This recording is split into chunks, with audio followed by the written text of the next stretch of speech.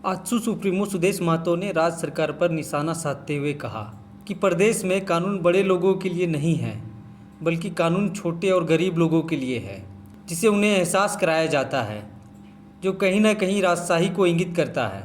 आजसू कार्यालय में आयोजित मिलन समारोह के दौरान सुदेश महतो ने सीएम सोरेन द्वारा सरकार आपके द्वार कार्यक्रम में उन्हें डर नहीं लगता जैसे दिए गए बयान की आलोचना करते हुए कहा कि मुख्यमंत्री जी को वाकई किसी बात का डर नहीं है। मैं अभी 2-3 दिन से अखबार को देख रहा हूं जो आप बोलना चाह रहे हैं। वो कह रहे हैं कि मुझे डर नहीं है, मैं डरने वाला नहीं हूं। ये अच्छी बात है, डरना तो चाहिए नहीं, राजनेता को डरेंगे तो दिक्कत है।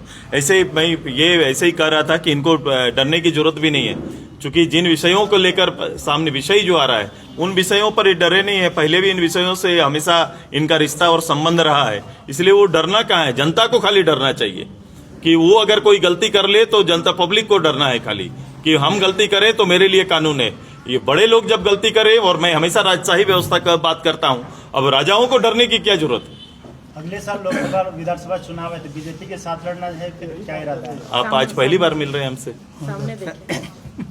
चलिए, नीतीश कुमार रांची आ रहे हैं संगठन को मजबूत करने के लिए और लोकसभा चुनाव को लेकर सीट की दावेदारी को लेकर मुख्यमंत्री। मैं क्या करूं इसमें?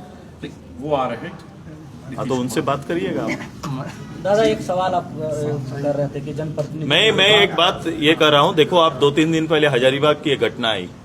हजारीबाग में आपने देखा कि अखबार की सुर्खियां रही, आपने भी अपने चैनल पर लिया कि वहां के प्रतिनिधि ने कुछ जमीन घेरा था।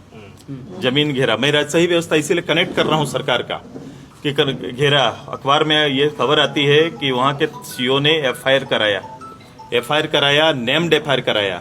दूसरे दिन उसी अखबार में खबर आती है कि नेम्ड ने अज्ञात आदि हैं। अब सवाल है कि इसको ऐसे ही ये न्यूज बन के निकल जाएगा।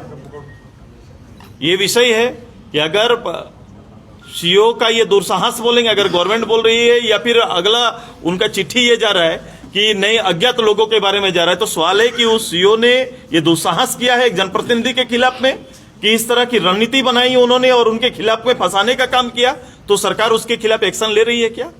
एक्शन तो होना चाहिए, वो गलत है तो उनके खिलाफ एक्शन होना चाहिए। एक कैसे हो सकता है एक सीओ किसी पूर्व विधायक और वर्तमान विधायक के ऊपर इस तरह से आरोप लगा सकता है? तो बोल रही है फंसाया जा रहा है।